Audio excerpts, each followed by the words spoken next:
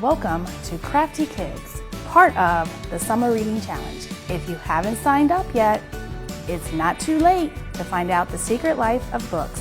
Today, we are going to be making an airplane. The materials you will need today are some tacky glue, a paintbrush, paints, scissors, a clothespin, 3 craft sticks, and 2 beads. Choose the color you want to paint your clothespin and craft sticks, and then paint them. Step 3. Glue the beads to one of your craft sticks.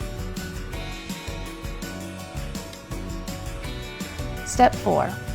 Cut one of your craft sticks on each end. Step 5. Glue one craft stick to each side of the clothespin.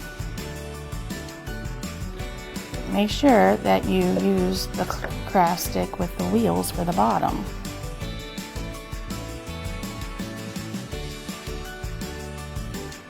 Set it aside and let it dry.